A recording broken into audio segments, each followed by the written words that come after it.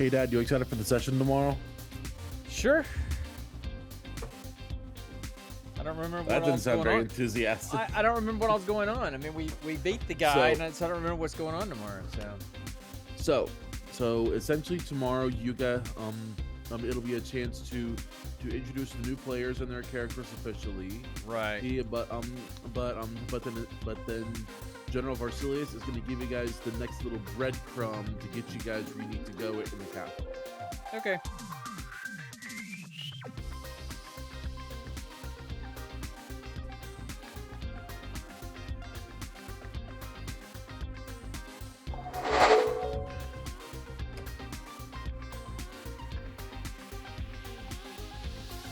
Turn this down, see if I get the streams doing okay. Oh, these smell so good.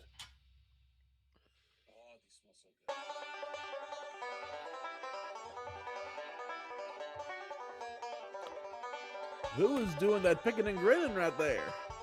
Whatever free music I downloaded from that site that I have a membership on. So, you know, the only problem with sitting in this chair. Yeah! The only problem with sitting in this chair, I'm just going to be straight honest with you. This is not going to be part of the podcast. So, but my balls really stick when I'm. You do realize that's still live, though. I know. If you had people in here. Yeah, but nobody's in here. There's two people in here. Me and you. People in here. Me and you. So, if you ever see me doing this in the podcast, I'm situating myself because I need some. Hey, like when we were walking shelf the other night, I need some of that corn. You know that powder. What was it that they had? Starch. The cornstarch. Yeah, there we go. So, anyway. Well, what you need is to get you one of those pocket AC units to put some piping in there. Put the vents straight up your short legs. Whatever, man. And make like the testicle 5,000. See, here's the thing. If we had a Patreon where we had like behind the scenes stuff that our Patreon, this would be the kind of crap that our Patreon people would be paying for. I don't know that that's worth the money. I'm pretty sure people wouldn't pay to have your balls be cool. No. I mean, to have this kind of behind the scenes conversation. Again, I don't think anybody would want to pay to hear us talk about how to keep your balls cool. Probably not. So, although some of the stuff that I hear the botch guys talk about. They're drunk half the time. No, they're not actually. Oh well, I don't know how. I don't know. Dennis doesn't actually drink that much, but anyway. I thought that was their whole thing, that they do D&D while getting sloshed. Well, there's a good bit of that going on, especially for the live show at DragonCon. But I don't know about during the regular stream. I just want to get they stream their podcast live on Twitch. They do 2 episodes at a time. Yeah, good. Just don't be crunching them in your microphone. But I never get a chance. The nights that they do it on is Tuesday nights, and I have band practice. I'm really busy, so anyway. What's going on here? You guys want to watch? There we go. Okay. I think we're good. So see that? I was ready before 8. I will make note of that during the episode. Give you your props. I very much appreciate it. Very much appreciate it. You are also gonna appreciate the story that I tell earlier. I can't wait to hear whatever the story is, man. But anyway, okay. Well, you are gonna be equally entertained and also concerned for me, buddy. Your entire life, I have been entertained and concerned. That's been your entire life. I've been entertained by you and concerned for you. Yes. That's just... I feel like I should take offense to that.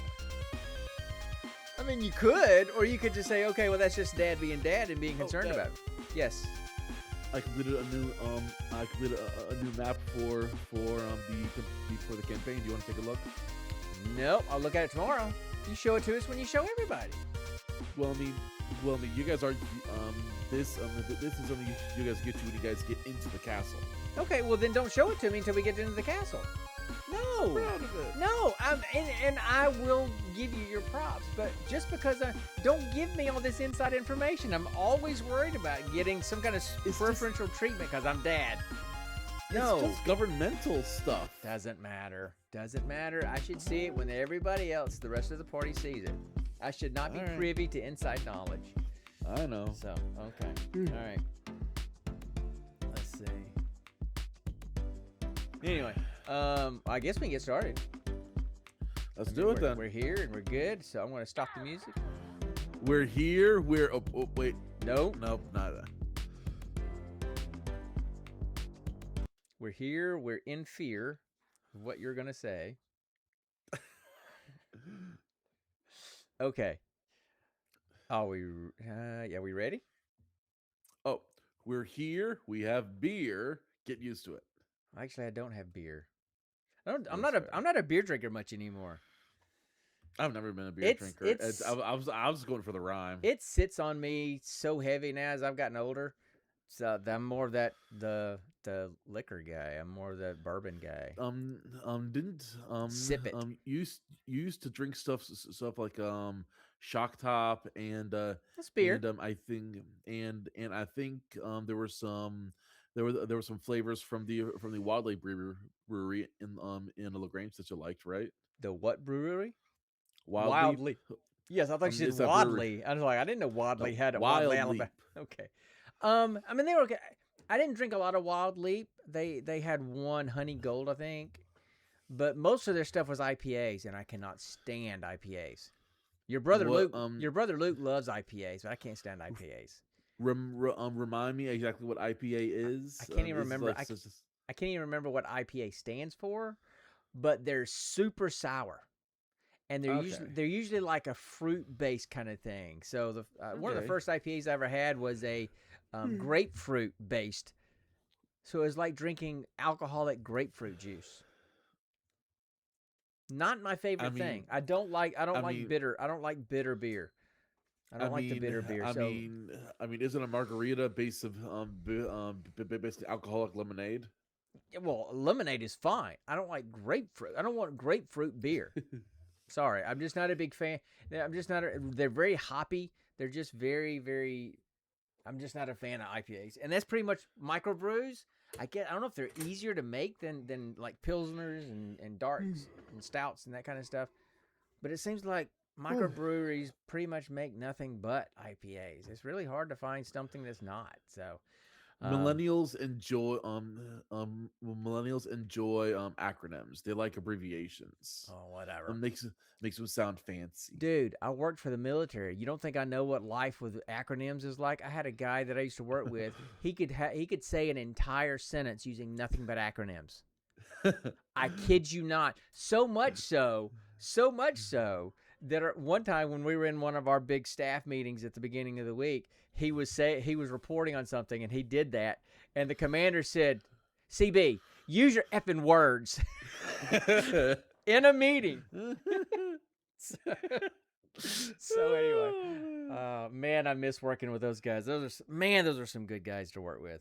But anyway, that's neither here nor there. Okay, give me a second of silence, and I'll get it started so we have a place. Okay, after we get done coughing up a lung, well, let's wait on that.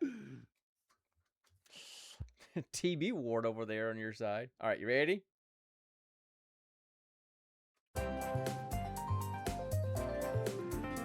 Now you can unmute yourself.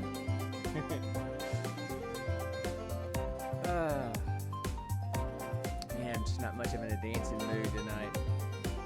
Oh, come on. But you always Show me are. the shoulders. You're the life of the party, not me. Do the Caddyshack dance. Come on. Just show me the shoulders side to side. There we go. That's it. Stand on by dancing. White boy dancing. Shepherd dancing. Hey, everybody. Yeah. Welcome to episode 106 of the June Pool Variety Hour. I'm Sean. I'm the old guy of the group. I'm Dad. And the guy on the other screen and or in your other ear, if you're just listening, is... My name is Commander Shepard, and this is my favorite podcast on the Citadel. Not really. Not Well really. played. Well played. Well played. Not Okay. really. It is your boy Connor, also known as Quillmeister, also known as that girl. Okay. Didn't know that. I wanted to say something else, but There's a I didn't know if I could say there's an girl update I didn't dog know in about. on Oh, right. I I was trying to be funny. I never Breaking know what I'm news in the gene pool, apparently. so I never know what I'm going to say. That's the beauty of my I know. ADHD. If I get in the mood, I'll just start spouting stuff out. I know. Buddy, I've lived with you for your entire life. Trust me, I know what that's like. I've been on the Oh yeah. receiving end of that all the time. So, anyway, Oh yeah. so welcome to folks that might pop in while we're streaming live. Welcome to the folks that have downloaded. We appreciate y'all listening, and we're just going to hang out and talk about some nerdy stuff. We got a movie that we're going to watch, talk about. We got another segment we're doing. We should have a little bit of fun with that, and then we'll just kind of just hang out. So that's kind of what we do. For those who don't know, we are a father-son duo, intergenerational. We Well, talk if it's about nerdy stuff. whoa. If it's father-son, of course it's intergenerational. Unless we're all There are weird family trees out there now. I mean, I guess there are some weird family trees out there now. I am from Alabama. I literally so please do not play up that meme. I do not want I don't want that following me. No. I'm spitting facts, man. I'm spitting facts. Anyway, and honestly, if you want to blame anyone for making me into the nerd I am today, blame that guy up in the corner. He's the one that did this to me. Yeah. Oh, That's no, true. That guy up in the corner. That's true. That guy. That's true. There we go. So, yeah, so we're just gonna kind of hang out. We usually just kind of just chat for a while and catch up, and then get into the stuff. So, all right, you've been dying to tell me a story of something that happened this week, all week, and I said, what did I say? Save it for the pod. Tell you the podcast. Save it for the pod. So what's this story? Yesterday. Something happened to me that was so Looney Tunes. I swear I half expected Bugs Bunny to pop up out of the ground and say, "Yeah, I should have made a left-handed Albuquerque," you know. So yesterday, our class was outside on the green space. That is this big grassy gardened area that used to be the public pool of the YMCA before it got turned into a full Head Start at our center. Gotcha. And in the green space there is this big picnic pavilion sitting atop a concrete slab. Right. Now, the dirt around the edge of the concrete slab is not fully flush with the edge. So so in a couple places there are some divots in the dirt before it meets the concrete slab, you know. Right. So and like all pavilions, it's got these big timber posts that host a nice big roof to shield the picnic tables, right? Mm-hmm. So all my students are at the tables doing making zoo animal masks. Okay. I have my hands full bringing trays of markers, scissors, hole stampers, all kinds of stuff in my hands on trays. I'm walking to the pavilion, walking through the grass. Just before I get to the concrete slab, my foot dips down into one of those divots. I fall forward and I bonk the center of my forehead square in the middle of one of those full solid timber posts. Okay. My head full on bounces and I'm seeing colors for at least 3 minutes. Just okay. You probably got a concussion. No, I didn't have a concussion. We went through all the signs. I'm totally safe. Okay. But no. Everyone just paused, looked at me, and I'm just like, I'm okay. And then everyone just laughs. My manager, who after we confirmed I was okay, my manager came up laughing and said, "Mr. Connor, it looked like your head bounced on your body." What's that movie? I think it's an anime movie. Something happens to somebody, and they go, "I'm okay," and then something else happens to him and they get killed or something. Was that Emperor's New Groove? With that old man that was in Emperor's New Groove? Seems like there was. Anyway, I No, can't. I figured you'd no, remember. wait. No, wait. He was like, I'm okay. Then something happens. Less okay. Oh, right. I I believe that was either Prince of Egypt or Joseph King of Dreams. Those were a little bit too serious for a line like that, I think. Maybe. Oh no, Road to El Dorado. That's what it was. Maybe that Yes, that's what more it like it. Yeah. So anyway, all right. So Looney Tunes moment for you. That's cool. Exactly. Yeah. Okay. Oh man,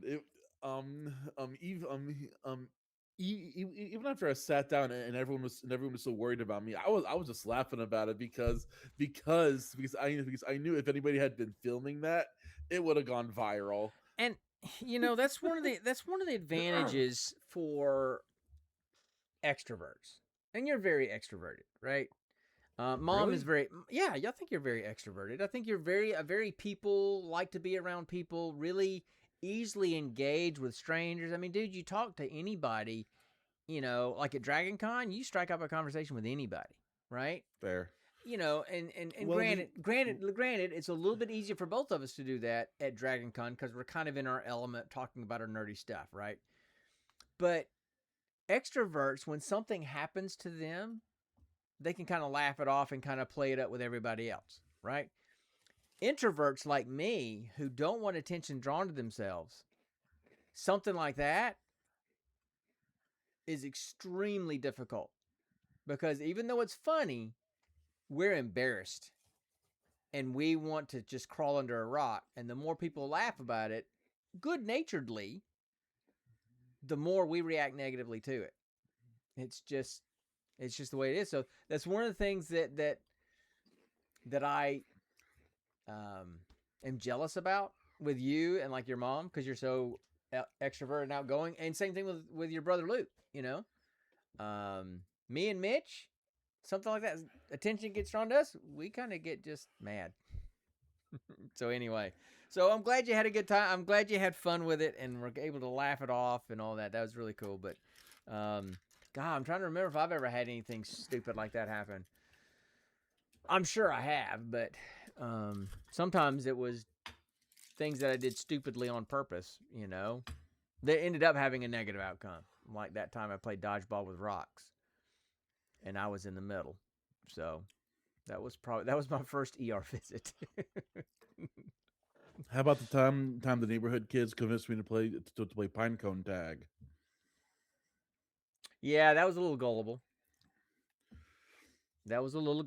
Yeah. I had pinecone spurs in my belly for weeks. So I didn't have any funny stories this week. I didn't have any funny stories like that this week. I'm trying to think, I don't have those kind of days. Yes. Oh, how about we talk about the trip we took? Yeah, I was going to talk about that. I was just saying that didn't have anything at work or in my life. But yeah, last weekend, of course, that was our off weekend on the podcast. Connor and his brother and my other son Mitch and we took off to Cleveland last Friday and spent the night, and then we went to Rock and Roll Hall of Fame Museum for like 4 hours, and so it was really cool. I'm not a huge museum guy. I'm kind of those that's like, okay, I'm going and I'm looking and I'm seeing a painting and I'm like, that's pretty, but I don't know enough about it to be able to dig in and go, oh, well, look at that and that and that, so I just see pictures. So museums just don't do a lot for me. So, but Mitch really wanted to go because he's a big Elvis fan. He's a big Beatles fan and this kind of stuff. And he had just got done reading a book on Rock and Roll Hall history. And of course, you had the day off too. So, we made it a guys trip and it was really good. I really enjoyed it way more than I thought it would. I thought, you know what? There's no way that we're going to spend here more than an hour. And we were there for 4. we were there for 4. I had to add money to our parking because of it. So, yeah, I mean, a lot of good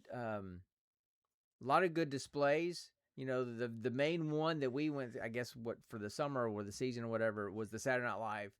That's the first thing you see when you walk in, and it's this huge thing about all the musical guests through the history of Saturday Night Live, and had All the costumes, skits. had costumes, and some of the outfits that some of the artists wore during their their parts of the show. There was the more cowbell Will Ferrell costume. There was the Dick in the Box costumes. Okay, but you see, it sounds good, but we need more cowbell. We need more of it. Who It was a who good sang effort. that song? It was a good effort at Christopher Walken, but there was a little bit of Hulk Hogan in there. Really? Yeah, when you first started, it was kind of, where's he going? Oh, he's going Christopher Walken. Okay, now I can hear it now. But it was almost like Hulk Hogan doing a Christopher Walken impersonation. Anyway, so that was good. There was It's a Blue Oyster Cult that sings that song, right? I'm trying to remember the song that's in the skit. All our times have come. I don't remember. Seasons don't fear the reaper. Yes, don't feel the reaper. Yeah, that's definitely Blue Oyster Cult. But then there was. Go ahead. No, that's okay. Oh, I was just gonna, there was a big Elvis one. There was one section that one entire wall was the Beatles, and the other entire wall was the Stones. And so you went right through there. So it was really good. I got a picture of one of Prince's guitars, Eddie Van Halen's guitar. I got to see some awesome Elton John stuff because I love me some Elton John, and I also love me some Billy Joel. Yeah. There was a good bit of stuff. There was one whole display room, 1984. So that was my favorite room because that was my era of music and all that kind of stuff. I knew all the bands and stuff in there. I mean, 1984 was the year I got my driver's license. That was my summer between my sophomore and junior year. So 1984 was a huge year for me. It was probably one of the best music years. I think 1986 was probably one of the best 80s movies years, but my 1984 was a great year for music. But, then you got to go and see plaques of every year that there's been Hall of Fame inductees and plaques with all the inductees from that year on there. You could vote for people that weren't in the Hall of Fame yet. You could play new instruments. You could go, and so Mitch did that. He went and played drums. You could do beatbox stuff. There was a couple of theaters that you could, sit and listen to and watch the little videos and stuff. And there was this one that was all about Soul Train. So we just watched all the wonderful artists that came through Soul Train over the years. So it was aboard the Soul Train. It was much more entertaining than I thought it was going to be. I thought I was going to be just kind of walking around following you guys, but I was really enjoying that kind of stuff. And of course, there was one section where you could get and kind of promote your own band, where you could kind of come up with your own band name, your own logo, and this kind of stuff, and you could create stickers, like band stickers that you put on, like, the travel, cases and stuff. So Connor and Mitch decided on a name for our band. So Mitch always grew up kind of with the nickname of the Phantom. My mother coined him the Phantom when he was really little because he would just disappear. He was standing right there. You look up, you look back down, he's gone. Just, so she just started calling him the Phantom. And Connor and I mean, good grief. I mean, we have a chicken for our mascot for the podcast because we chase chickens so much because of our ADHD. We're just always chasing chickens. So Mitch and Connor came up with Phantom and the Chicken Chasers. So apparently that's the name of our band. That Phantom and the Chicken because it makes no sense. Well, that's true. So if you want stickers, we can probably get you some made. We should add that to our list. We got our Gene Pool stickers. We should add some Phantom and the Chicken Chaser stickers. But anyway, so it was a really good time. Really enjoyed it. We went out the night before, Friday night, to like a board game kind of place where you could like hang out and like you could play games all night and drink. Tabletop and eat. cafe, I think. Yeah. And I had a wonderful drink. I should put up a should put up a link of the drink. Oh, well, yeah, I should put up a link with all the ingredients for the drink. But it's definitely a sipper, and I did, but it was really, really good. So I had a mudslide. Mm-hmm. Because it was like kind of like alcoholic chocolate milk in a way. Yep. But little Kahlua. Well, that was the You could close. taste That it. was the closest of the mixed drinks. That was the closest one that I thought you would actually drink. I know. There was no way you're going to drink mine with rye whiskey and bourbon and what was the other alcohol in there? I think it was rum. I think so. And then bitters and vanilla.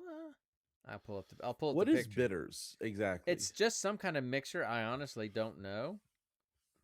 Because usually whenever I've had something that has bitters in it, it's got all the kind of things in it, so I don't know exactly what it is. So let's see. What was the ingredients on that thing? It was called the fancy one.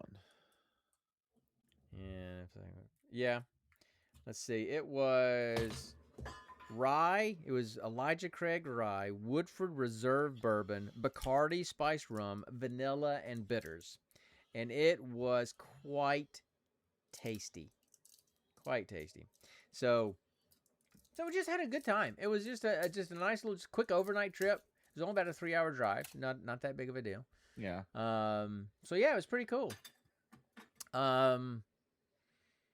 Yeah, I don't think there's anything else going on. No, not really. Man, there was something else I was going to talk about that I forgot about. Dadgummit. Oh well. Hey, you know what? This just yesterday, as a matter of fact, a whole boatload of new content came out for Borderlands 4. Like a new bounty pack, two new in-game events, and they're getting rave reviews.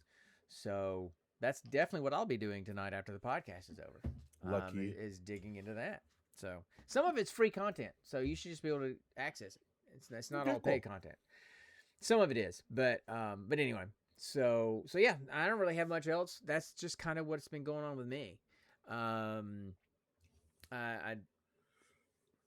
Yeah. So, I mean, I complete another year around the sun tomorrow, but other than that, nothing much is going on.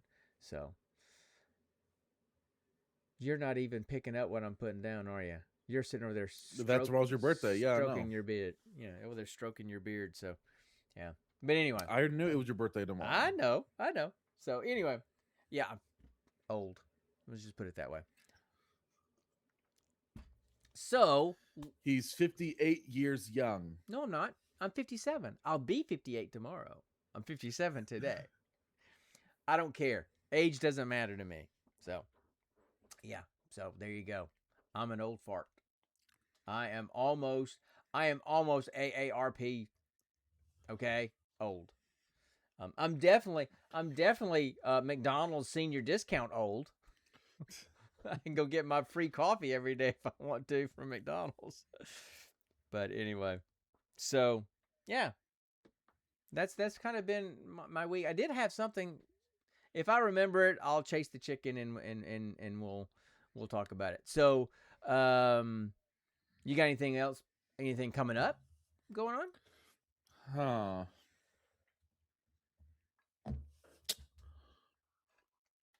No, not really. Wow. Okay. Well, then why don't we just jump in and do some stuff? Yeah. Let's do this new segment. Yeah. Okay. I have no memory of what the segment is. Yeah. All right. So I'm going to tell ask you a bunch of questions. I want to have them answered immediately. All right. I even wrote this down. I'm actually prepared. So we're doing a segment called the Reboot Room. Hit me, Trebek. Up the Reboot Room. Oh, yes. Okay. The Reboot Room is where we take a dead, weird, forgotten, or broken property and pitch a reboot. Okay. So. Okay. I want to play some elevator music, give you some time to think, and then we'll do it.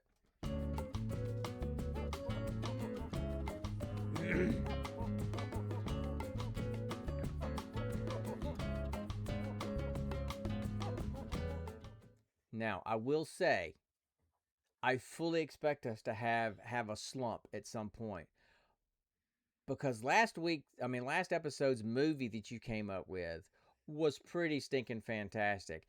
And the speed dating with the supervillain and the old teacher lady that we did the episode before that was even better. So, I'm not saying standards are high at this point, but go. So what you got? Right. I got an idea to something too, but you go ahead.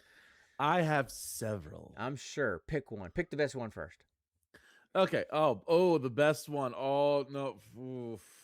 because because in my head, all the ones I have listed are the best ones for each genre that I had created in my own head. Oh, okay. So All right. I'm Okay. best one. And I'm kind of going off script a little bit from the instructions, but with my idea. But Okay. So there was this show. It was in the, like, I think 80s and 90s. It okay. was a show about this, like, Martian family that ended up living on the planet Earth to try and blend in, almost like a TV version of Coneheads. Third Rock from the Sun. That's it. Yep. Yes. Yep. I would love to see a modern day reboot of that. Okay. So who would you cast? Okay. Okay, because it was John Lithgow. Alan Tudyk as the dad, obviously. Okay, okay, so John Lithgow was the dad character. Uh-huh. Gordon Joseph Levitt. Gordon-Levitt. Joseph Gordon Levitt was the little kid, and he was a kid then. That was the first thing I'd ever Yeah. seen him do, and now look at him. And I've actually never seen him in anything. I've never seen a single Joseph Gordon-Levitt really picture. he's been in some good stuff. So he was in one of the Batman movies. I've never seen a Batman movie, Dad. Wow. Okay, turn in the card. Turn in the card. Come on. What? Hand it over. Hand it over. You can't say you're a nerd and never having seen at least one. I'm not Batman. a DC fan. I'm not either, but I mean, Batman is just Batman. Batman transcends DC and Marvel. Okay, Dad. Again, when all those movies were coming out, how old was I? I know. I'm just playing with you, but you can go back and look at them. They're classics. I don't know what streaming services they're on, and Yeah, I know. And now, I think they're mostly on now, Max or something. Yeah, so you couldn't get to them. And it's just now that all the hype has passed from Batman over to Superman, whatever. I'm not a fan of either of them. Right, me either. So now Batman's okay, but because there's like some serious mental health issues going on there. So those characters intrigue me. That's why I like, Moon Knight so much. That's why I like Deadpool so much. That's why I like Nightcrawler, And his isn't so much mental health issues. There's some of that, but it's also the religion aspect in him, the faith-based aspect, and the dichotomy that creates for him sometimes. So, I mean, I like characters that are like that, right? And I know that a lot of superheroes are flawed, but anyway. So, except Superman. The other two actors, I'm drawing a blank on who they are. I recognize them, but I can't think of their names. So Alan Tudyk would be the dad. Okay. So who would be the female? Now this character, she was really goofy. She was in if I remember right, in Third Rock from the Sun. In her alien body, she was male, but when she transported into a human body, she was female. So part of her character was figuring out that whole female thing. Yes. Right? So who would you have playing her? See, I don't know a lot of young female actresses that could possibly play that kind of role. I don't know actors' names. That's the thing. What about... Oh, God. I'm drawing a blank on her name. She played Andy's girlfriend / wife in Parks and Rec. I'm just drawing a blank on the actress's name. I know who you're talking about. Yeah. Oh God, why am I drawing a blank on her name? Anyway, that's a possibility, maybe. Aubrey something. Aubrey, yeah. Aubrey Plaza, I think. Yes, that's it. Anyway, so is that right? Anyway. Jenny Ortega. The only problem with the two is no, because she's too young for that role, for that specific that role in the show. But then again, I think that character, Aubrey Plaza, I think she's a little bit too dark, not goofy enough. So yeah, I know you have to think about that. You're usually good with that. This So this is the same this is the same Aubrey Plaza that played that hilarious role in Scott Pilgrim versus the World, right? you know what, buddy? I watched that movie so long ago. I don't remember much about it. I wasn't a huge fan of it when I saw it the first time because I don't think I got what it was trying to do. And so I spent most of my time trying to figure out what's going on here, then enjoying the movie. So I don't remember much about it. Let's see who else could be really goofy in that role. I have to think. Okay, so then who would play Joseph Gordon-Levitt's character, the younger actor? Who would that be? They would need to do a fresh casting to get someone in that age range because I can think of a single actor nowadays in today's young preteen acting pool who could possibly I play know. that. I really like Gaten Matazzaro. I think that's how you pronounce his name. No idea who that is. Dustin or Dusty from Stranger Okay. Things. I like him. I think he don't could. know actor No, names. I know. I think he could pull that because he was the most. He was probably the most intelligent / figured everything out of all of them, right? Oh yeah, dude was a straight up genius. Let's be honest. And then the weird uncle. Who would play the weird uncle guy? Chris Pratt. No, I don't think. No, I don't think so. I don't think he can pull off the oh, goofy. What's the guy's name that plays Ron Swanson? Nick Orson, I think. Nick Offerman. Nick No. Offerman, yes. No, he's too old. And if anything, he would. Okay, maybe he plays the dad, and Alan Tudyk plays the weird uncle. Yes, that makes perfect. Much more sense. That makes much more sense. That makes much more sense. Okay. All right. All right. So, the idea that I came up with, is not really because it's like dead old franchise, weird franchise, this kind of thing. No, this is a major popular franchise. Okay, with a new twist. Okay. I would kind of like to do a remake of the John Wick trilogy or the John Wick movies Okay. with Keanu Reeves as John Wick, Okay. but every other character are Muppets. Every other character are Muppets. So he's doing 2 to the chest, 1 to the head, to Kermit, to whoever. Yes. Okay. Would it be red string, confetti, or dyed cotton fluff? No, I think it should be like confetti comes flying out of their heads. Yeah, I think that. Yeah, so I think every character in the movie they're Muppets except for John Wick. I mean, we know Keanu Reeves is down with playing something totally goofy. Yeah, And, I mean like, that's one of his favorite, one of his best franchises, Bill and Ted's. It was completely goofy. have you also by chance seen the role he plays in one of the recent SpongeBob movies? No.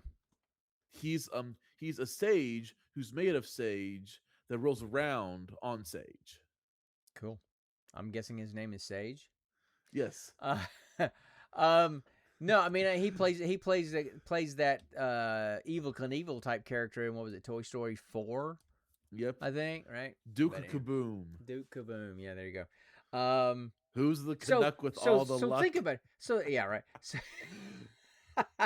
So think about it. This guy, instead of it being a John Wick, reboot of John Wick, it could be a new franchise of Muppet movies where the Muppets redo all these franchises. So the Muppets could do all kinds of other franchises. So what are some other franchises that would be really cool to do that with? Aliens. The Alien franchise. They could bring Alf in. Alf could be the alien. As a special guest star. Alf could be the alien. Alf could be the alien. There you go. What else? What are some other good ones? And when and when the alien opens up its mouth and it's got a smaller mouth. Yeah. Instead, Instead, it would just be one of his bigger noses just coming out. or It'd be a or second nose. or it's just it wasn't out because I didn't watch that show. I thought it was the stupidest show ever. But but I do remember that it seems like one of his catchphrase kind of things where he would just sit there and kind of open his mouth really wide and go ah or something like that. So maybe that's his thing. Anyway, yeah. So like Muppets doing remakes of like Avengers. okay, who would be the Muppet Iron Man? Kermit. Okay, who would be the Muppet Thor? Grover. No. The Gonzo. That's what I was thinking okay. of. Gonzo. Yeah. So that's Thor. So that's Iron Man. Who would be Captain America? Oh, the Eagle. The Eagle character. I can't remember his name. Bear. No. It's got to be the Eagle. I mean, he's an eagle. He's the American Eagle. So it'd have to be. Okay. He'd have to be Captain America. Fozzie could be. Could he be Hulk? Miss Piggy's Hulk. Let's be honest. No, Miss Piggy would be Black Widow, obviously. No, obviously. Logistically. No. Logistically, she would want to be cat. It'd be the whole thing in the movie. Look, she's really. No. I have to be Black Widow. Look at this preciously plump figure. I have to be Black Widow. Listen, no, girl, you're the Hulk. No, she would have to. She would have to be Black Widow. What other really major cast female Muppets are there besides her? None. It'd have to be her. She'd have to be Black Widow. That'd be the joke. That'd be the joke. She'd have to be Black Widow. So we could all right. So what's the name of the prawn guy? Oh yeah. That speaks very. He's really Pepe. I think Pepe. I feel like Pepe would be a good Hawkeye. I was sitting here thinking, what about the Professor and Beaker? Who would they be? What characters would they be? Let's see. The Professor. Oh, they'd be Rocket and Groot, except in saying, "I am Groot." He just goes. Okay. Or maybe the Professor is Drax, and then Beaker is Groot, because I think Pepe would make a great Rocket Raccoon. I don't know. All right, so anyway, okay, I think we bled that because I don't know many other Muppet characters. There's the chef. Yeah, I don't know what character he played, but anyway, so that was an idea. That was an idea I had. Just John Wick and meets the Muppets. It's it's like that opening scene where he kills like 10 people in his house.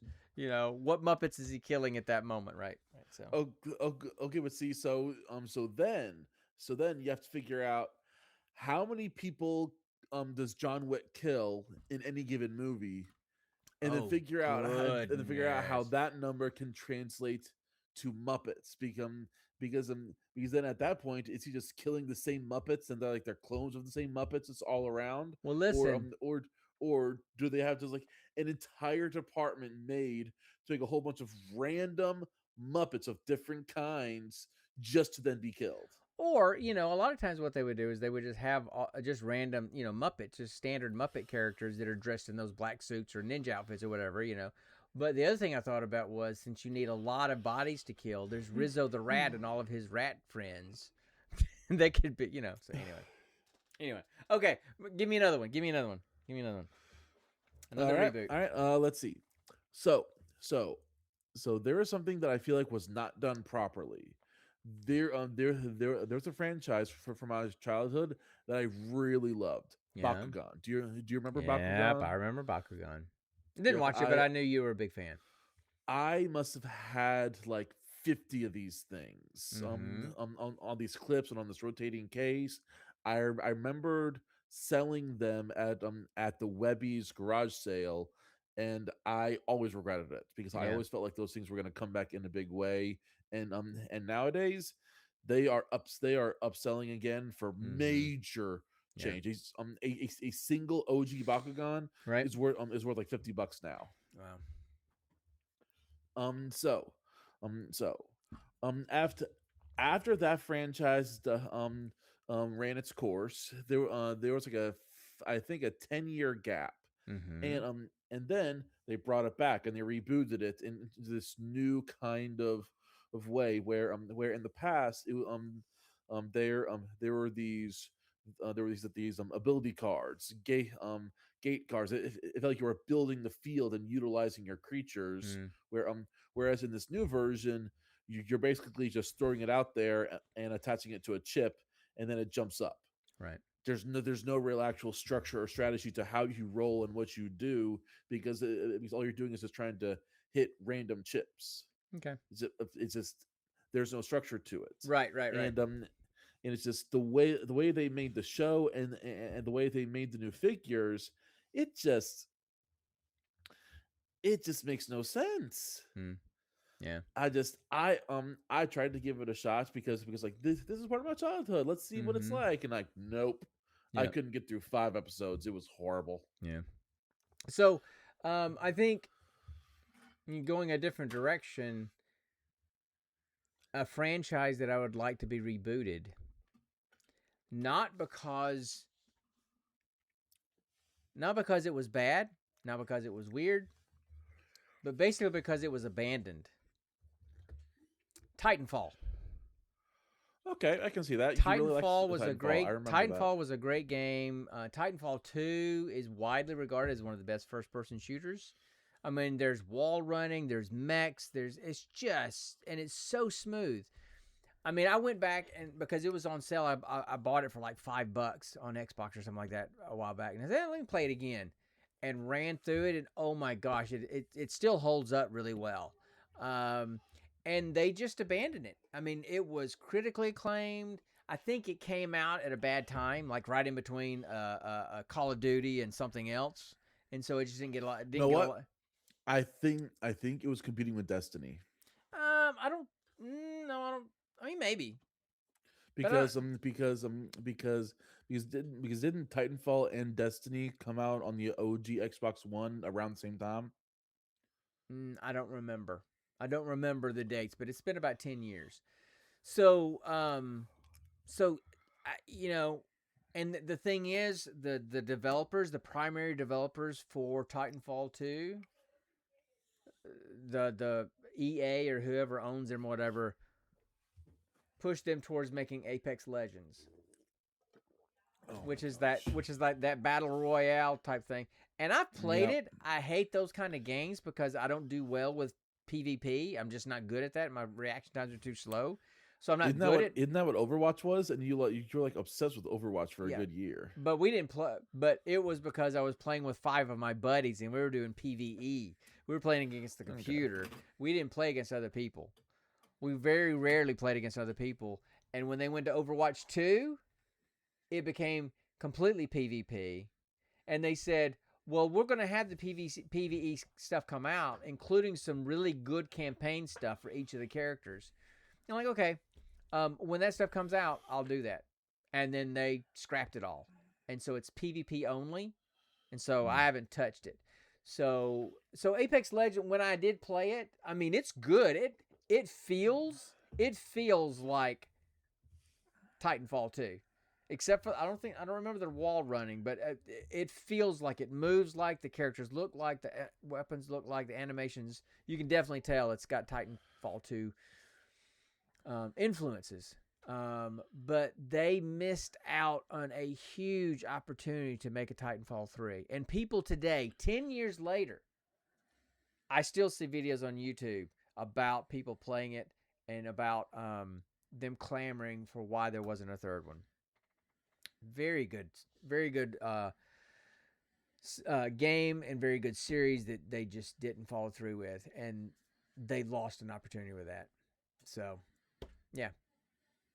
But speaking, and I'm going to kind of do this. Speaking of shooter games and games that were abandoned, I'm sure you've heard about Destiny dying, right? Yes. That they've said, okay, we're putting out this huge update, and that's the last one. Development on Destiny 2 is done. Destiny 3 is not development. This week, Sony, because Sony bought Bungie, right? Yeah. Bungie was originally under, was on its own, and then Microsoft bought them, and they're the ones that did all the Halo games, to be the first Halo games, right? And then they went independent.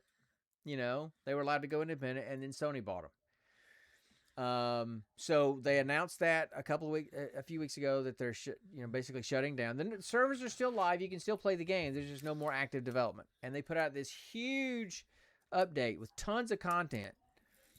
But there's no more. This week, Sony fired at least, I think, half of the developers for Destiny 2 of that development of Bungie. Why? Because it's not in active development. They pushed them to do this game called Marathon. Marathon was actually the game that Bungie was working on the Apple computer, on the Macintoshes, way back in the day before even Halo. It's kind of what turned into Halo. Huh. And then years later they say, "Hey, we're going to revisit that," and they did that. It's almost like a PvP extraction shooter kind of thing. So it's all PvP.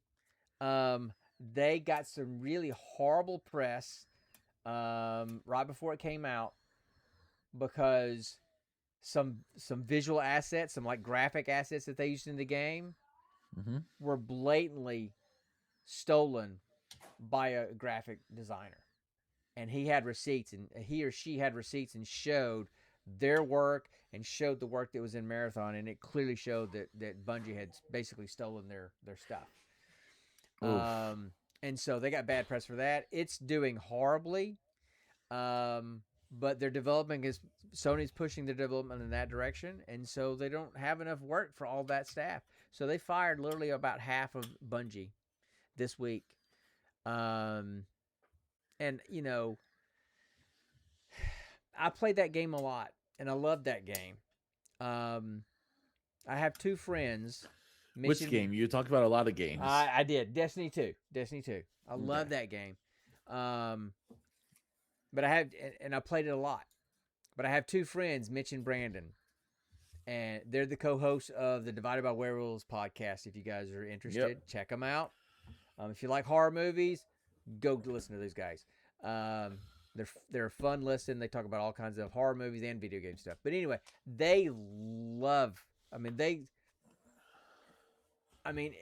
Destiny in a lot of ways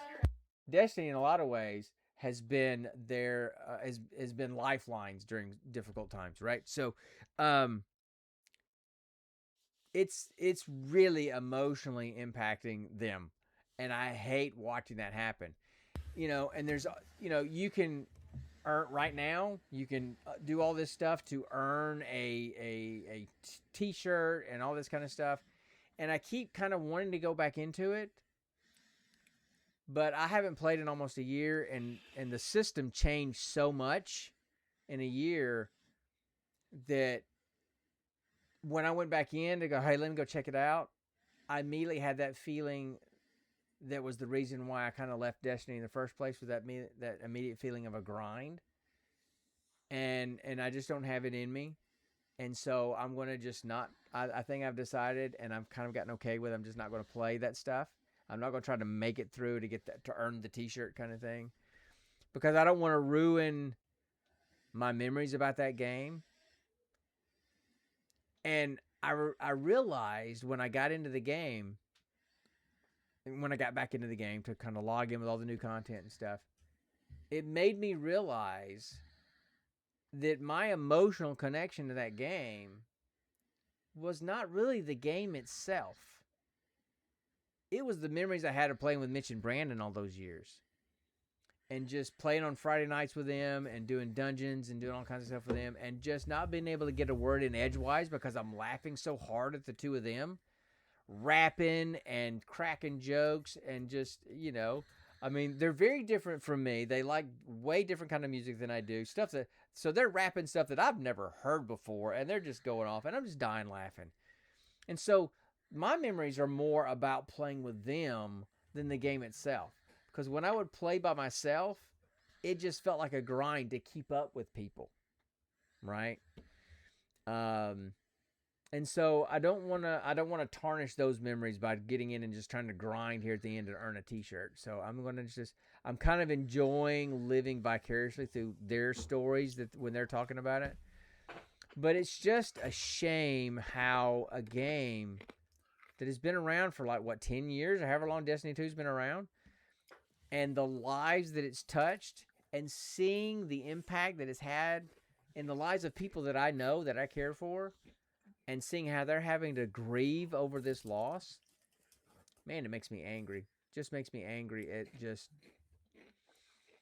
the video gaming world and the game development world and how toxic it can be and how cutthroat it can be. And I just hate that. So, and you can mute your mic while you're chewing on those crackers if you want to. Just say it. Sorry. So anyway, so yeah, I just had to digress about that. I know that was a really long-tailed chicken, but man, there needs to be some time. There needs to be a time for that. That was not just a chicken. That was the chicken that Cade 6 saved when going back to the Citadel. That's how you bring it around full circle with this game. There you go. Cade and the chicken. And perfect segue. And perfect crazy segue. thing is, and crazy thing is, friends, that chicken voiced by Peter Dinklage. They brought back Dinklebot, but put him in Dinklehen. Is that true? I don't think No, that's true. I'm just playing around. Okay. Because the way you said that, I almost said another word that I thought would have been really funny. Anyway, but I can't say it on here. Yeah, because this is a family show. So anyway, Well, okay, we say that, but is it so, really?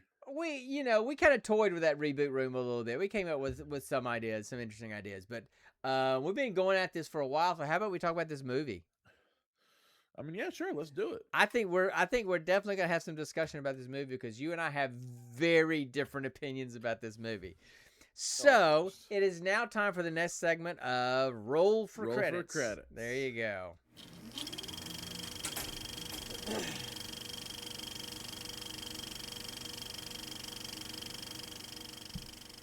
So last week, marker. There you go. So last week we rolled for a movie from 2025 called Cottonmouth. And the tagline for it was, when Ed Dantes is framed and condemned to the tortures of a territorial prison in 1895, he must learn the ways of the outlaw to escape and exact his revenge. It stars, when we rolled it up last time, and I pulled it up, I'm like, oh, it stars Ron Perlman and Esai Morales, which are pretty well-known names. And, I mean, I think everybody knows Ron Perlman from a lot of different kind of things, and Esai Morales does a lot of different kind of things too, and they're both very good. And I'm like, oh, this might be pretty good. Wow, was I wrong? And it turns out that those two, and listen, on IMDb, those are the first two names on the list of the actors. It's like, hey, it's starring these two. They may have both been in the movie for a total of 10 minutes between their short scenes. Maybe 10 minutes those two were in this movie. Now, not 10 minutes, I mean 10 minutes for Esai Morales, 10 minutes for Ron Perlman separately. Yeah, towards the beginning. That was it. So it's like, they had enough money to hire two decent names to put them at the top billing, and they were in the movie. It's like, hey, I need a check, man. I got bills to pay. Let me do this. So the premise is, this man, Ed, starts at the beginning of the movie. He's at his wedding. He's getting married. And his best friend is there as his best man. And during the ceremony, some bounty hunters come in, accuse him of being some guy named Billy Gatlin, and take him off, saying that he's wanted for all different kinds of things.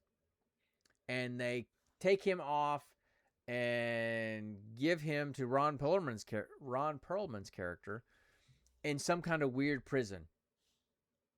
And then that's where he meets Esai Morales. And then it's all about trying to get out of that prison and getting back to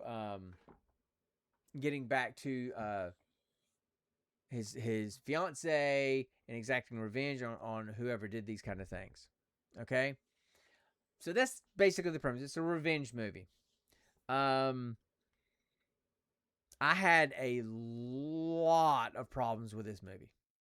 So, Connor, why don't you tell me a little bit about the movie, thoughts that you had about the movie, because you seem to enjoy it. Period. I did not. So, any other things you want to add about the plot? So this whole thing is so this whole thing is basically about the real person the bounty hunter her was going after. That guy paid the bounty hunter to essentially, okay, look, let me go free. I'll give you this other guy that I know. Let him take the fall, and you and I can go in business together. Right. That Right. that was the whole thing. Yeah. And then because of that our guy Ed, he got sent to this weird prison that, as it turns out, was ran by two crazy dudes who, let's be honest, were cannibals. No 100% sugarcoating cannibal. it. Yep. Yep. Yep. 100% cannibals. That's that's right. Ron Perlman was eating cooked abs from people. Yeah. At least you said cooked abs and not cooked ass. I thought that's where you You're were the one going. who said the word. You said the word. But that's where I Um, thought you were going. I held it together. I held it together. Okay, go ahead. Anyway, so Anyway, yeah, so yes, and so there was then basically a weird stretch of scenes that was like almost like a grown up weird version of Hansel and Gretel, tri- um tricking them into thinking they're actually getting bigger and bigger when actually they're not, and finding ways to escape. That is literally straight up Hansel and Gretel, yeah, complete yeah, complete with the cannibalistic warden. yeah. Anyway, so as things progress, I'm biting my he tongue. huh I'm biting my tongue because there's so many things that I want to say about this movie. None of them are good. as as things progress, Ed eventually escapes, but he doesn't want to send out his name because he doesn't know that that this bounty hunter, I think his name is Billy Dunn, he doesn't know if Billy Dunn has like spread his name around more. So he ends up getting mixed in with this gang of outlaws who call him Cottonmouth, and that's where we get the title of the movie. Mm-hmm. But then essentially the rest of the movie becomes this interesting homage to almost like a heist revenge kind of movie, because it speed runs you through this whole string of plans and events that cause Ed and his crew to cause Frank, that's the guy that framed him, and his saloon, which should have been Ed's whole other thing. um we basically speed run through some scenes that lead up to Frank's saloon is in dire straits. They are literally about to go belly up, and But they're only but yes, but they're about to go belly up because Ed and his crew have been shutting off their supply to all their booze and all this kind of stuff. So they're all not their able to. booze, all their women, all their food, Right, everything. right. So that's why they're in dire straits, and they do that so that they can say, "Hey," they send them a letter, say, "Hey, we want to have a party at your place, and we're going to pay you for it, and we'd like it to be like a masquerade party, da da da," right? So that they can be there, not knowing who they were. So that's what that was all about. Was like to choke them out, so they would be desperate for money, so they'd be willing to do this party, so they could corner them to do all that kind of stuff. Okay, so go ahead. Pardon me. Yep. Swallow one. I'm hungry. I'm always hungry. So Yes. So I'm trying to kickstart him over here, folks. I'm trying to kickstart him. wait, what? I'm trying to kickstart your conversation. Go. What are we kickstarting? Talking What's about going on? Where am I? Oh Lord, have mercy. So listen. So So yeah, so Are are you Uncle Jesse all of a sudden? no. So they do this to get them, and they end up having this party, and then there's the shootout, all this kind of stuff. But it's a revenge flick. Okay, It is. ultimately that's all it is a revenge flick, and there are some really good revenge flicks out there. It's John Wick in the West. No, not even close. I mean, it's revenge in terms of, yes, he wants to get revenge on people, but that's about as close as it gets to John Wick. He does kill a lot of people. I could not find one single redeeming quality of this movie. So much so, I almost stopped watching it just because I couldn't make myself sit through the last 30 years. I was okay, when is this going to be over so I can say I've watched this movie? I almost just said, to heck with it, I'm done, and I'll just talk about what I know and say, I stopped watching it, it was so bad. But I pressed through, and I watched the whole thing. And I will outline all the things that I did not like about this movie. But I guess maybe we should start. You want me to start with the stuff that I didn't like, or you want to start with the stuff that you liked? Because you said I found it enjoyable. I don't know how to describe it. I liked the story and I liked the acting. I enjoyed it. Okay, so the plot in itself of Ed, basically a good guy, being framed by a bad guy to take the rap, and so the bad guy can kind of take over everything, and him fighting his way out of a prison and then getting revenge. The basic plot idea, although it's been done to death, I mean, it's a decent plot line. How it was executed, though, first of all, the acting was horrible throughout. I mean, I always kind of joke about Peter Dinklage doing the voice for the ghost in Destiny at the beginning, that when you hear him do his lines, the image that comes to my mind is Peter Dinklage sitting at a folding table and folding chair with an ashtray full of cigarette butts and a styrofoam cup of coffee with a single bulb light hanging over the table and the script, and him just reading the lines off. That's the way it sounds. This movie felt like that to me with the acting. I mean, you could tell that the writers of the script were so focused on trying to have some really, really impactful, well-written lines, and they just felt completely fake, and they were delivered almost like high school drama play kind of stuff. It was just really bad. One, I knew the bad guy within 5 minutes of the movie. The second at the wedding scene, the opening scene, I'm like, that's the bad guy. I don't care about spoilers because I don't encourage anybody to see this movie. His best friend, that was his best man, that was Billy Gatlin. That was the bad guy, and he's the one that sold his friend out to have him labeled as Billy Gatlin because he wanted to get rid of him, and he wanted to bed the guy's fiance and take her for himself and take the saloon that her and her mother ran. That's who owned it originally. I knew who the bad guy was within the first 5 minutes. I'm like, okay, so when are they going to display it? And you know what? And they revealed that, I don't know, 10 minutes later when he was in prison with Isai Morales. But there was just a lot of assumptions. There was a lot of, well, this is going to happen, and in the dialogue. And I'm like, that's a huge jump for you to go, oh, well, yeah, I know that's going to happen. So there was just some jumps in the dialogue. The main actor, the main guy that played Ed Dantes, was just kind of really wooden. I think he's trying to play like a really stoic Clint Eastwood type character, and it was just wooden. There was that. There was absolutely zero reason for the whole cannibalism thing being in there. That was just bizarrely thrown in there. Him being taken to a really horrible prison, okay, that's fine. What was the point of throwing the cannibalism in there? It was just like the bizarre, hey, let's just throw some weird stuff in here so we can throw weird stuff in here. what else did I not like about this movie? So there was just really I can't put a finger on the dialogue other than just how bad it was written. But like there was one scene where a guy was being buried alive, and another guy came up and held the guy at gunpoint and says, "Hey, dig him back. You start digging it up," because he thought it was the treasure that he was burying.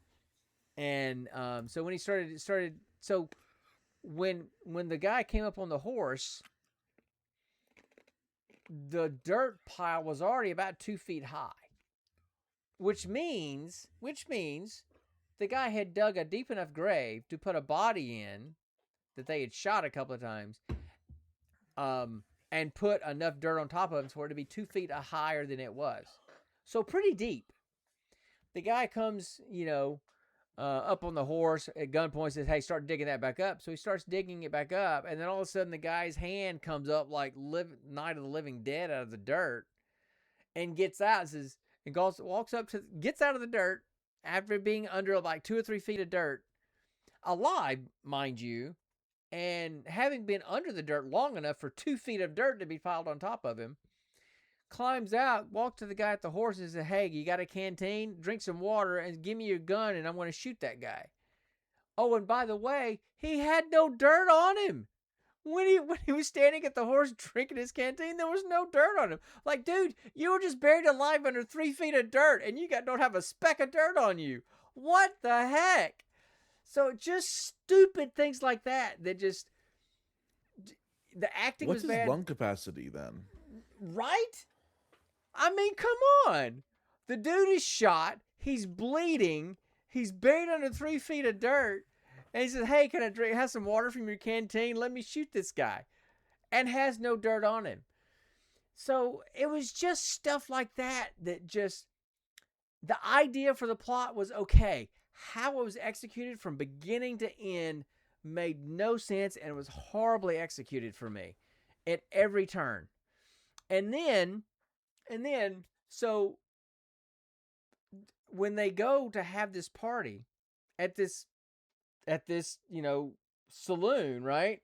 And it's supposed to be some big party or whatever. There's literally like 5 people there. And it's like, they just showed up in a shed somewhere is what it felt like. It didn't feel like a party at all. It's like, why in the world? What does not seem suspicious about, hey, let's have a masquerade party for 5 people? Literally, it was 5 people. And 2 of them were the bad guy and one of the bounty hunter guys. And I mean, and how Ed got in with that other gang, after he and he and Esai Morales had escaped and killed Ron Perlman and his partner. This guy came up and says, "Hey, I need your help. These bad guys have my guy." And literally, and he said, they're about 100 paces away. Yet the bad guys had no idea that they were there after gunshots had happened. I mean, and then the guy that that helped Ed and said, "Ed, you need to come help me." His buddy that was captured by the bad guys, Ed helped them get him to escape, and then they became like best buds, just immediately. And it was like, the whole handshake, "If you ever need anything from me," kind of stuff. I'm like, dude, you just met the guy. It's like relationships didn't make sense. It's like people are acting like they've known each other for 20 years when they just met for about a day ago. It's just, That's how it works in the Old West. that's not how it works in the Old West. Folks don't trust nobody in the Old West. That's the whole thing. I was telling you, I'm Magnificent Seven. Okay. I mean, I see your I see your point, but some of those, right. And and Silverado, I agree, right? But even like in Silverado, there were some disparate people that became together, but there was a tie between them all in a way, right? Like Kevin Kline, he had an affinity, he wasn't in love with, but he just really liked the bartender the short woman bartender. He just really had a love for her, like a motherly, sisterly kind of love for her. Jeff Goldblum had the hots for the the lady that was one of the saloon girls, who was Danny Glover's sister, right? So they all had things that tied them together. These guys had nothing that tied them together, right? And so it was just, relationships were artificially immediately close. Dialogue was bad and stilted. It's like they somehow threw this masquerade party in there so that Ed and his pal could get into the saloon without being recognized. I get that. But then the saloon should have been busier, like it was a real party, not just 5 people showing up to play cards. Well, that's the thing. They rented out the saloon for a private masquerade party, and even then, the saloon had been dead for a while because of all the work Ed and his friends had gotten into to make sure that they were dead and desperate for money to take a private small masquerade party. Right, but okay, so they hired, they reserved the saloon. Okay, let's say that they reserved the saloon. They hired the saloon out for a private party, private masquerade party. The only people wearing masks were the 3 of them: Ed, his buddy's wife or girl that came with him, that was in on it with them, and the bad guy. They were the only 4 people wearing a mask.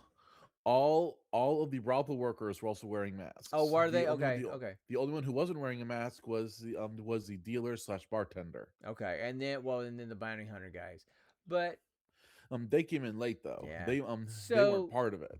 it just nothing seemed to work right for me. It could, and then, oh, and by the way, in the middle of all this, you're sitting there, and when Ed is in that weird prison with Esai Morales' character, I don't remember his name, and they're trying to figure a way out.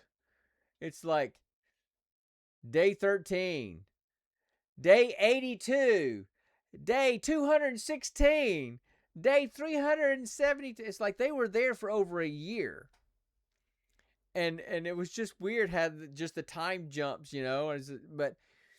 but in the meantime, the bad guy killed the mother of the fiance so that he could take over the bar, got her to marry him, got her pregnant. You assume she had a miscarriage because at one point she is kneeling down in her bedroom and she looks down and there's blood all there. So, but nothing is ever said about it. And in the next scene, she's not pregnant anymore. So you assume she had a miscarriage, but you don't know. Eventually she's shot through the belly, so she would have had a miscarriage anyway. So then that last scene, she's shot, but it goes straight through her side, so she's going to be okay. And so Ed runs out. There's a huge shootout. Everybody's getting killed, right? The bad guy, Frank / Billy, takes off. Ed takes off after him. They get in a knife fight, and he kills the bad guy. And he comes back to the saloon. He talks to his friend, and he says she's going to be okay.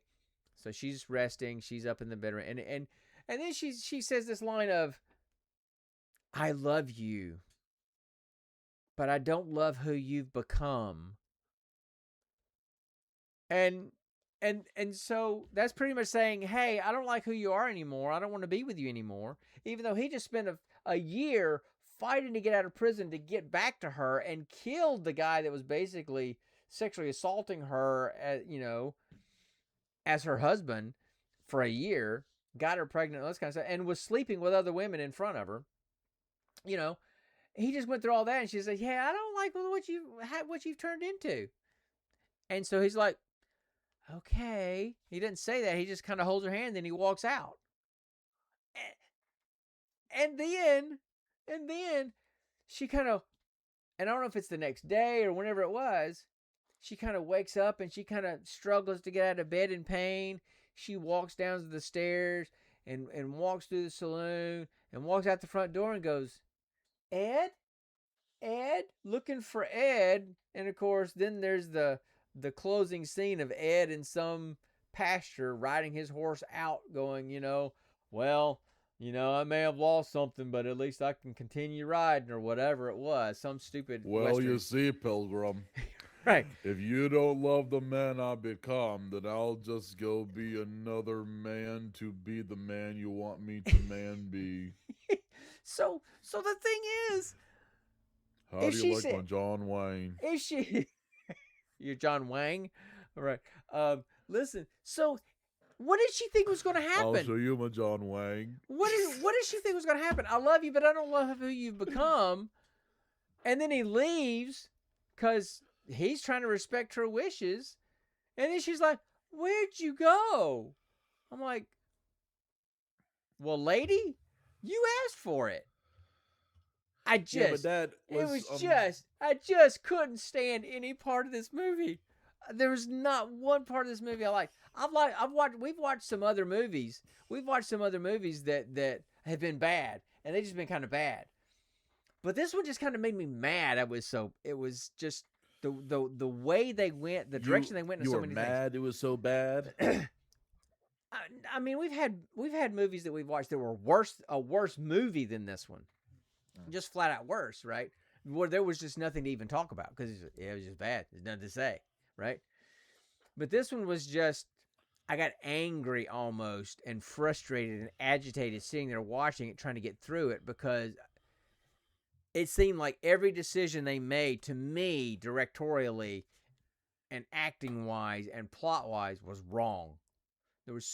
If you had taken that movie and given that dude, if you had given this plot to Tarantino, it would have stinking rocked. It would have absolutely been fantastic because it was a good seed for a good plot. Somebody like Tarantino would have crushed it. But this, and plus also he would have gotten better actors. What about James Gunn? He would have made it funny. He would have had humor throughout. Because that's just kind of James Gunn style a little bit. What about Jon Favreau? I think Favreau could have done a good job with it. I mean, because he did a lot of the Mandalorian stuff, but there's still a little bit of humor in his stuff too. I'm trying to think of some other people that would have been really good. I'm not really good on knowing directors' names. I'm not really good about that. But M. Night Shyamalan. Oh, then there would have been aliens somewhere or some multi-dimensional crap. No. The twist at the very end would have been somehow Ed was the cannibal all along. Right, whatever. So anyway, it or that this whole thing was some kind of life flashing before the eyes and one last dream as he's being killed and eaten. Right. So literally, the thought that kept me going through this whole movie, that got me to the end was, we watch these movies so you don't have to. Literally. Because listen, we've seen some really good ones that just came out of the blue that were just small that we didn't expect. Coherence, Vast of Night, Gora. There was, a couple of Korean movies that we've seen that have been really good. As a matter of fact, I hipped some people to, there's a guy who has a YouTube channel called Flick Connection, who is his thing is finding gems and hidden movies and just all kinds of stuff. He does about all the streaming services. And one of the movies he was talking, one of the hidden, sci-fi movies was Radius and Coherence. Both of them were in this one video that he was doing about these hidden gem sci-fi movies. I'm like, hey, we've seen that one. Hey, we've seen that one before you did, kind of thing, right? And so I hipped somebody to Coherence. I hipped somebody to Vast of Night and to Gora. So I've got some people hooked on, hip to Gora. But sometimes we watch the movies simply so you don't have to. I mean, I feel bad when, we had Dennis on from Botched watching that movie, The Alchemist or whatever it was with us, pulling his teeth out or whatever that guy was doing. And that, I don't know what that movie was all about. But anyway, so yeah. So, Cottonmouth 2025. It's on Amazon Prime. If you like to be a glutton for punishment, or you ship Ron Perlman and or Esai Morales, no matter what they're in, check it out. Other than that, stay away. Okay, hold on. Yeah. Did you just say if you ship Ron Perlman and Nisai Morales together? No, I said if you ship, like if you like them, if you worship them, if you ship Ron Perlman, I know, I know. I'm saying it the way I'm saying it. So if you really are obsessed with it, look, I'm 58. Well, 57 to 58 tomorrow. I'm old. Shut up. Let me use the words the way I want to. Get off my lawn. Okay? So, anyway. I could say that about some of the words from your generation too. Oh, I full on completely agree with you. But you know what? But I'm Gen X, so I could care less what you say. So, I'm also your son, so you would actually care though. Yeah, well, whatever. So, okay, I talked way too long about how much we've talked about this movie enough. We've been on live enough. Nobody's watched us. Nobody cares. Nobody loves us. Anyway. Listen, we stream on Friday nights. It's a tough night for people to come join in because Friday nights is when people do other things. So I get that. Anyway, listen, and our buddy from Australia that usually pops in, he's got the flu right now. So Yeah.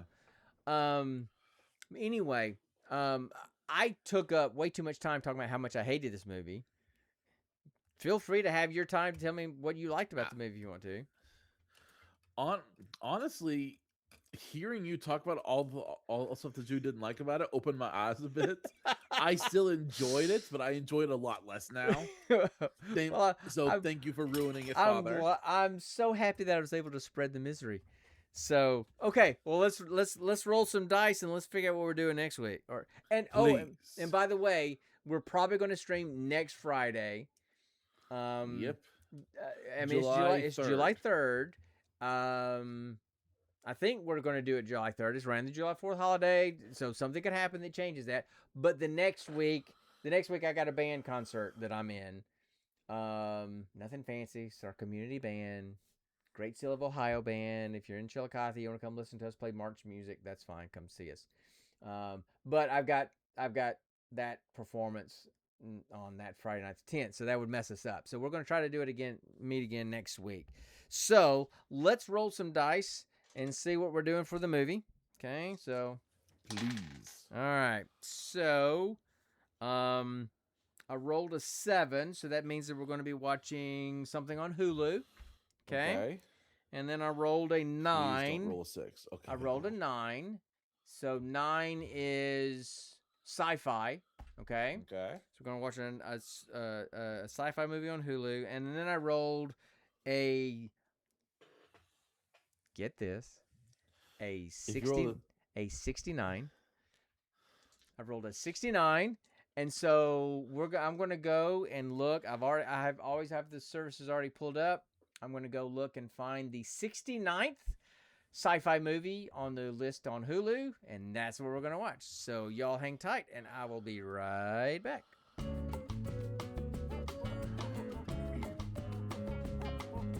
it is.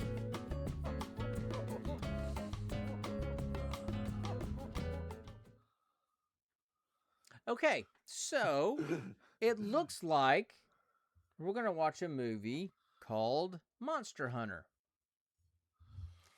And it stars Mila Jovovich, who hold on.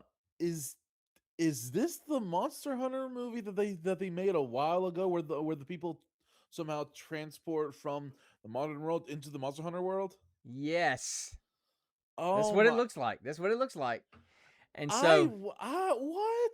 So it says, when an unexpected sandstorm transports soldiers to a new world, they discover an unknown habitat with monsters immune to their firepower. And it stars Mila Jovovich, who was Lilo in not Lilo. Is it Lilo in Fifth Element? Multipass. And then Yeah. she was also in that Resident Evil movie that we watched a few episodes ago. Oh yeah. Right. her. So she Yeah. kind of likes doing these kind of B movie action movies. She kind of likes that, I think.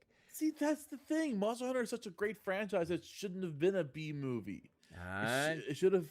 Oh my god. Video game movie adaptations of video games generally suck. Generally speaking, they suck. I don't know what it is, but very rarely is there a video. It's because the directors always want to go the weird route of making it basically their own unique world and their own unique individual Yep. story. When no, Yep. all you have to do is take the story that people already loved and just put it to a screen. I know that. That's all they have to do. I get that. It's simple. The script is basically all. Script is basically already written out for you.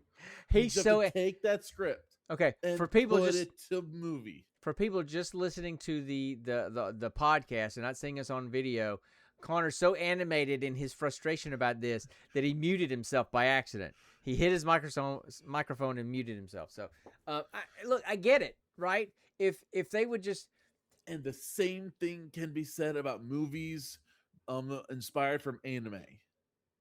Honestly, again, the script is already written for you. Just make a couple of minor tweaks to get it fit for maybe a single screening or a single picture. Just tweak it a little bit. But no, they have to. Oh my gosh, it angers me. Also angers me. Also, for the people on the podcast just listening, Connor has his wand out right now. It looks like he's about to Expelliarmus something. He's waving that sucker around. He's pretty hot over there about this whole Expelliarmus situation. is the disarming spell. Whatever. I'm not a Harry Potter fan. If I wanted to blow something up, I would use Bombarda. That's literally the explosion spell. Whatever. Okay. Like I said, I'm not a Harry Potter guy. So anyway, all right. So that's our movie, Monster Hunter. That's what we're going to watch next time. And then now we need to roll for our segment next time, our random segment next time. Okay, so let me roll for that. Yep. And I rolled a 2, so that puts us with Patch Notes. Now, Patch Notes is kind of similar to Reboot Room, but Patch Notes is you're going to take something from nerd culture, and you're going to propose a patch to improve it. So something from nerd culture. It doesn't have to be a movie or a video game. It can be it's like, I'm going to take Dragon Con. I'm going to patch it. I'm going to change this about Dragon Con to make it better. Whatever, right? So we're going to find some things in nerd culture that need patching and fixing. According to the wisdom of the Gene Pool Variety Hour, which should tell you something right there. Oh, and I just lost the dragon dice. Where'd it go? Oh, no. In this dark room of mine. So, okay. So, that's it, guys. We have talked y'all to death. I am going to go play some Borderlands. I might do it here. I might stream some of it. If Connor's not going to play and us play together, then I'll probably just stream some here by myself later. I may go back to farming. Yeah, God. That stuff just does not do anything for me. So, good. Have fun. Have fun. I'm gonna shoot stuff, and throw dice, and yeah. Oh, there could be a fun game for you that combines both fancy role playing exploration and farming. It's called Rune Factory. No, it's made by the same company that makes the game I'm playing right now. Nope, I'm good. So that's it, guys. So we have talked y'all to death. If you've been listening, great. I know I have some friends that download and listen to us. I appreciate that. Hey, you know what? Throw us a review out there somewhere. Just whether you like us or not, throw us a good review out there so maybe other people will listen to us. Because, look, it is way more fun to do this podcast live when we have folks to chat with. So But agree. I get Friday night's a difficult time, but I kind of chose Friday night because we have several friends that have podcasts, and they're all on different nights of the week, and I refuse to compete against their time segment because they're friends. So this is the time that most people don't use, so that's what we do. And it's a good way to end the week or to start the weekend. So listen, guys, we really appreciate anybody that stops by and listens or hangs out with us anytime you do. We will be back probably in a week. We're going to watch some Monster Hunter movies and talk some other stuff. And there's always going to be chickens to chase and things to do. And so we will see you guys next time. And always remember, Stay nerdy, my friends.